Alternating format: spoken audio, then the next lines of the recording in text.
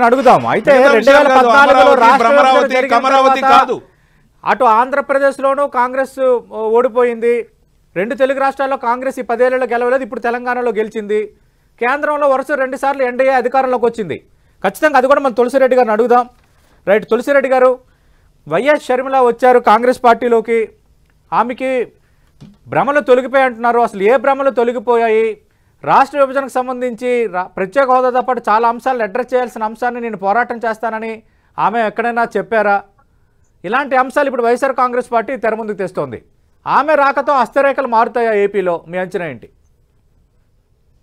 ఇప్పుడు పార్టీ ఒక నిర్ణయం, అధిష్టానం నిర్ణయం ఏం తీసుకున్నదంటే, పార్టీ సిద్ధాంతాలకు లోబడి ఎవరు కాంగ్రెస్ పార్టీలోకి వచ్చినా హృదయపూర్వకంగా ఆహ్వానించాలనేది ఒకటి అధిష్టానం ఒక జనరల్ ఒక ప్రిన్సిపల్ తీసుకున్నది. ఎవరు అధికారం ఎవరు వచ్చినా కాంగ్రెస్ పార్టీలోకి పార్టీ సిద్ధాంతాలకు లోబడి. ఆ నేపథ్యంలో షర్మిలమ్మ గారు కూడా వస్తే డెఫినెట్ గా ఆహ్వానిస్తాము, మరింత సంతోషంగా ఆహ్వానిస్తాము. ఇది జనరల్ గా షర్మిలమ్మ గారికి ఒకరికే కాదు, ఎవరు వచ్చినా పార్టీ సిద్ధాంతంలో లోబడి ఆహ్వానిస్తాము. అందులో షర్మిలమ్మ గారు వస్తే డెఫినెట్ గా వచ్చేసి ఆహ్వానిస్తామని చెప్పాము. ఈ నేపథ్యంలో వచ్చేసి ఈరోజు ఆవిడ వచ్చేసి కాంగ్రెస్ పార్టీలో చేరుతున్నాను, రేపే పోతాను, 1-2 రోజుల్లో ఆల్మోస్ట్ వస్తుంది అని ఆ సందర్భంగా ఆవిడ వ్యాఖ్యానించడం జరిగింది. కాబట్టి ఆవిడ కాంగ్రెస్ పార్టీలో చేరిన తర్వాత డెఫినెట్ గా అధిష్టాన వర్గము ఆవిడతో మాట్లాడి ఆవిడ సేవలు ఏ విధంగా ఉపయోగించుకోవాలన్నది ఆలోచిస్తుంది. పార్టీ అధిష్టానం తీసుకున్న నిర్ణయాన్ని మేమందరం శిరసావహిస్తాము. ఇది ఒక యాంగిల్. ఈవెన్ షర్మిలమ్మ గారి కాంగ్రెస్ ప్రవేశానికి సంబంధం లేకుండానే ఆల్రెడీ ఆంధ్రప్రదేశ్ లో కాంగ్రెస్ శ్రేణుల్లో ప్రజల్లో ఒక మార్పు కనపడుతుంది. కర్ణాటక ఎన్నికల ఫలితం వచ్చేసి తెలంగాణ మీద పడింది. కర్ణాటక ఎన్నికల ఫలితాల కంటే ముందు తెలంగాణలో మునుగోడు, హుజూరాబాద్ అనే ఎన్నికల్లో రేవంత్ రెడ్డి పిసిసి అధ్యక్షుడు అయినాక కూడా ఆ డిపాజిట్ పోయింది. కానీ కర్ణాటక ఎన్నికల ఫలితంతో ఒక్కసారి చేంజ్ వచ్చింది. అంతవరకు బీఆర్ఎస్ బీజేపీ మధ్య పోటీ అనేది పోయి ఈ కర్ణాటక ఎన్నికల ఫలితం తర్వాత బీఆర్ఎస్ కాంగ్రెస్ అనే వచ్చింది. ఆ ఊపుతో వచ్చేసి 3rd ప్లేస్ నుండి 2nd ప్లేస్ కు, 2nd ప్లేస్ నుండి 1st ప్లేస్ కు వచ్చింది. కాబట్టి ప్రజలు మార్పు కోరుకుంటున్నారు.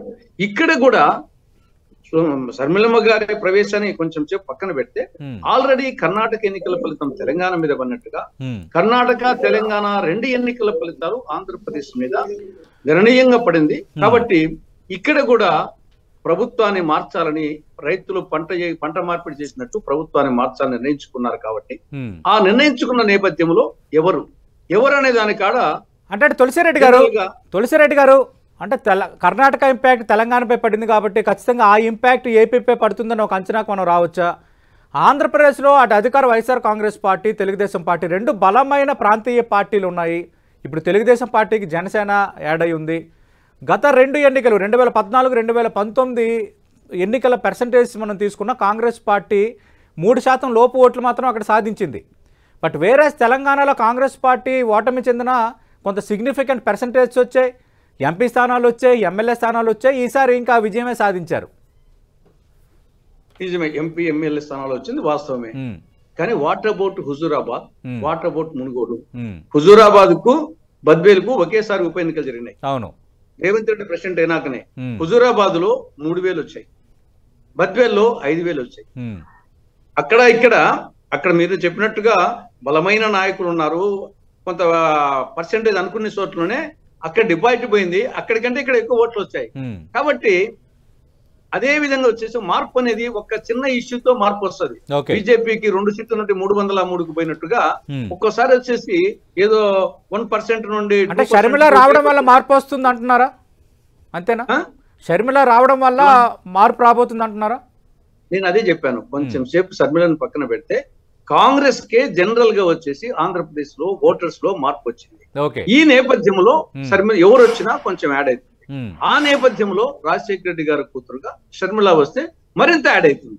కాబట్టి డెఫినెట్ గా వచ్చేసేసి కాంగ్రెస్ పార్టీకి ఒక అరణ్యవాసం అయిపోయింది. తెలంగాణలో కూడా 10 ఏళ్ళ అరణ్యవాసం అయిపోయి అధికారానికి వచ్చినట్టు ఇక్కడ 10 ఏళ్ళ అరణ్యవాసంపై అధికారంలోకి వస్తుంది. ఆ నేపథ్యంలో షర్మిల ఎంట్రీ వచ్చేసి డెఫినెట్ గా కాంగ్రెస్ పార్టీకి ఉపయోగపడుతుంది. రైట్. తులసిరెడ్డి గారు, షర్మిల ఇప్పుడు వచ్చినంత మాత్రాన సరే కాంగ్రెస్ పునర్వైభవం కోసం ప్రయత్నం చేయొచ్చు, కానీ ఉంటే వైసీపీకి మైనస్ ఉంటుంది. కానీ ప్రధాన పోటీ జగన్మోహన్ రెడ్డి వర్సెస్ టీడీపీ జనసేన ఇది పక్కా ద్విముఖ పోటీయే, ముక్కోన పోటీకి ఛాన్స్ లేదంటున్నారు బుచ్చి చౌదరి గారు. కర్ణాటక ఎన్నికల ఫలితానికి ముందు, తెలంగాణ ఎన్నికల ఫలితానికి ముందు అన్న బుచ్చ చౌదరి గారు చెప్పింది వాస్తవమే. కానీ ఆ రెండు ఎన్నికల ఫలితాల తర్వాత సీన్ మారిపోయింది. ఇక్కడ ప్రజలు మార్పు కోరుకుంటున్నారు. తెలంగాణలో కూడా ప్రజలు మార్పు కోరుకున్నారు. ఆయన వచ్చేసి ఒక విధంగా చెప్పాలంటే జగన్ పాలన కంటే కేసీఆర్ పాలన కొన్ని అంగాల్లో బెటర్. ఒకవేళ అహంభావము, అహంకారము, నియంతృత్వము, కలవకపోవడము అనేది యాంగిల్ ఇక్కడ ఉంది, అక్కడ ఉంది. ఇంకా మిగతా అంశాల్లో జగన్ పాలన కంటే, వైకాపా పాలన కంటే కేసీఆర్ పాలన బెటర్. అటువంటి చోటనే మార్పు అనేది ప్రజలు కోరుకున్నారు. కాబట్టి ఇక్కడ కూడా ప్రభుత్వ మార్పు.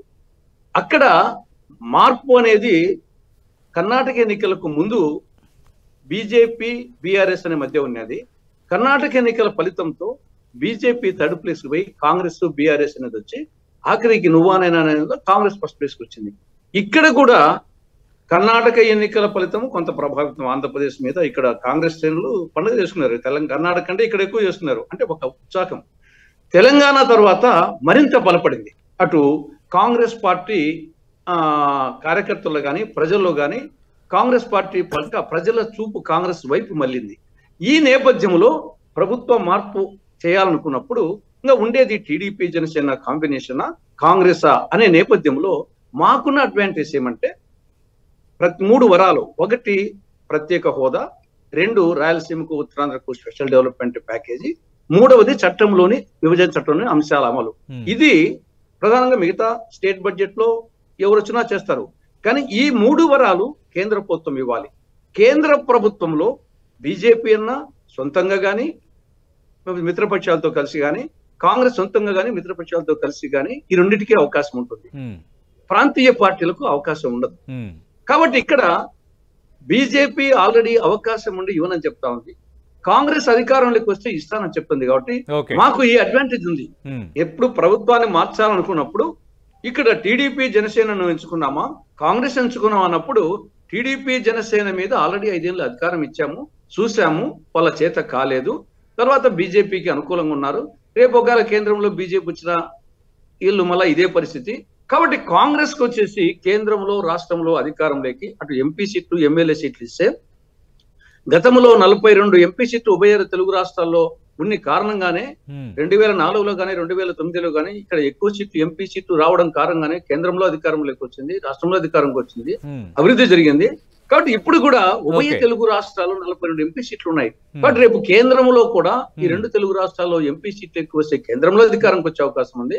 అదే సమయంలో తెలంగాణలో కాంగ్రెస్ వచ్చినట్లు ఇక్కడ కూడా 10 ఏళ్ళ అరణ్యవాసం అయిపోయి వచ్చినట్టు ఇక్కడ కూడా 10 ఏళ్ళ అరణ్యవాసం అయిపోయి కాంగ్రెస్ మళ్ళీ అధికారంకి వస్తే కేంద్రంలో రాష్ట్రంలో ఈ 3 వరాలు ఇంప్లిమెంట్ అవుతాయి. ఇది కాంగ్రెస్ తోనే సాధ్యము అనేది మేము చెప్తున్నాము. ప్రజలు వచ్చేసి ఇప్పుడిప్పుడే కన్విన్స్ అవుతున్నారు. ఈ నేపథ్యంలో జస్ట్ ఎవరు వచ్చినా మేము సంతోషమే దానికి యాడ్ అవుతుంది. ఆ నేపథ్యంలో శర్మిల గారి రవిచంద్ర రెడ్డి గారు, మనం తులసిరెడ్డి గారు 2 పార్టీల వాదన చూశారు. ముక్కోన పోటీ ఖాయం. అటు plan A plan below TDP ఉంది, టీడీపీ జనసేన బీజేపీ, లేదంటే TDP Janasena Congress left parties ఇవి కలిసి అవకాశం ఉందని. ఎందుకంటే left parties Bharatiya Janata party ఒకే ఓవర్లో ఎమ్మడని కత్తులు, సైద్ధాంతికంగా అంత ఈజీగా పొత్తు కుదుర్చుకున్న వాతావరణం ఉండదు. నిజంగా ఈ పాసిబిలిటీ ఏమైనా ఉందా? టీడీపీ జనసేన కాంగ్రెస్ పోటీ చేసే పాసిబిలిటీ ఏమైనా ఎక్స్పెక్ట్ చేయొచ్చా? నా అభిప్రాయం ప్రకారము త్రిముఖ పోటీ గాని చతుర్ముఖ పోటీ గాని ఉంటుంది. త్రిముఖ పోటీ అయితే సరే, ఒకటి ఇండియా అంటే కాంగ్రెస్ లెఫ్ట్, ఇండియా కోట, రెండవది వైకాపా, మూడవది వచ్చేసి టీడీపీ బీజేపీ జనసేన. ఇది త్రిముఖ పోటీ కింద వస్తాయి. లేదా చతుర్ముఖ పోటీ అయినప్పుడు ఇండియా అంటే Congress left, second Vaikapa, 3 TDP Janasena, 4 BJP. BJP అప్పుడు అది చతుర్ముఖ పోటీ అవుతుంది. కాబట్టి ఏదో చతుర్ముఖ పోటీ గాని ఆ త్రిముఖ పోటీ గాని ఉంటుంది. కానీ ప్రజల్లో వచ్చేసి ఒకే అభిప్రాయము ద్విముఖ పోటీ అంటే బీజేపీ యాంటీ బీజేపీ. ఇక్కడ బీజేపీ అంటే ఆంధ్రప్రదేశ్ సంబంధించి బీజేపీతో పాటు బి అంటే బాబు, జే అంటే జగన్, పి అంటే పవన్. కాబట్టి ఇవి బాబుకు ఓటేసినా బీజేపీకి ఓటేసినట్టే, జగన్ కు ఓటేసినా బీజేపీకి ఓటేసినట్టే, పవన్ కు ఓటేసినా బీజేపీకి ఓటేసినట్టే. కాబట్టి ద్విముఖ పోటీ ప్రజల ఒపీనియన్ లో వీళ్ళందరూ వచ్చేసి బీజేపీకి సెపరేట్ గా పోటీ చేసినా ఆఖరికి బీజేపీ కింద గొడుగు కింద పోయే వాళ్ళే. కాబట్టి Congress anti BJP anti BJP కింద, అంటే ఓవరాల్ గా బీజేపీ ఇక్కడ వీకెస్ట్ పార్టీ అయినప్పటికీ వాతావరణం ఆ విధంగా ఉంది. కాబట్టి ఈ నేపథ్యంలో కాంగ్రెస్ పార్టీకి ఇండియా కూటమికి అడ్వాంటేజ్ ఏమంటే, ఒకటి ప్రభుత్వ వ్యతిరేకత. ప్రభుత్వ వ్యతిరేకత డెఫినెట్ గా టీడీపీ జనసేన కాంబినేషన్ కు కొంత పోతుంది, కాంగ్రెస్ కు కొంత వస్తుంది. ప్రభుత్వ వ్యతిరేకత అది ఒకటి. రెండవది ఇది టీడీపీకి నష్టం. రెండవది వచ్చేసి జగన్ అనుకూల సెక్షన్స్. ఈడ ప్రభుత్వ వ్యతిరేకత అనేది దానికంటే జగన్ అనుకూల సెక్షన్స్ ఇప్పుడు ఎస్పెషల్లీ మైనారిటీస్, అటు క్రిస్టియన్ మైనారిటీస్ లో, ముస్లిం మైనారిటీస్ లో కాంగ్రెస్ కు మొగ్గు వస్తుంది. ఇది టీడీపీ జనసేన జగన్ తో పోల్చినప్పుడు, బీజేపీతో పోల్చినప్పుడు జనసేన ఇది వైకాపాకు అడ్వాంటేజ్. కానీ కాంగ్రెస్ రంగంలోకి వచ్చినప్పుడు ఇది జగన్ అనుకూలమైన ఓటు కాంగ్రెస్ కు మళ్ళీ అవకాశం ఎక్కువ ఉంటుంది. కాబట్టి మాకు ఒకటి ప్రభుత్వ వ్యతిరేక ఓటు వస్తా ఉంది, 10 ఏళ్ళు అయిపోయింది కాబట్టి. రెండవది వచ్చేసి తెలంగాణ కర్ణాటక ఎన్నికల ఫలితాల నేపథ్యంలో జగన్ అనుకూల సెక్షన్స్ ఓటు కూడా మాకు వస్తుంది. కాబట్టి ఖచ్చితంగా ప్రత్యామ్నాయము ఇండియా కాంగ్రెస్ ఇండియా కూటమే ఖచ్చితంగా అధికారంలోకి వస్తాము. అనూహ్యంగా వచ్చేసి ఒకసారి ఇంతింతై ఒట్టుడింతై అన్నట్లు కింద నుండి ఒకేసారి వచ్చేసి నింగికి ఎగిరినట్టు కాంగ్రెస్ పార్టీ ఏమీ లేని స్థాయి నుండి అధికారం. తులసిరెడ్డి గారు, మీరు సీనియర్ పొలిటీషియన్, ఈ లెక్కలు సమీకరణాలు చెప్పడంలో చేతు మీద వేళ్ళ మీద లెక్క పెట్టగలిగే నేతల్లో మీరొకరు. ఇప్పుడు వ్యతిరేక ఓటుకు సంబంధించి జగన్ అనుకూల ఓటు ఉన్నది, అటు క్రిస్టియన్ మైనార్టీస్ కానీ ఎస్సీస్ ఈ సెక్షన్స్లో కాంగ్రెస్ అది సాంప్రదాయ ఓటు గతంలో కాబట్టి అది ఖచ్చితంగా మా వైపు వస్తుంది, అదొక అనుకూలం. ప్రభుత్వ వ్యతిరేకత ఓటు వస్తుంది, అదొక అనుకూలం అంటున్నారు.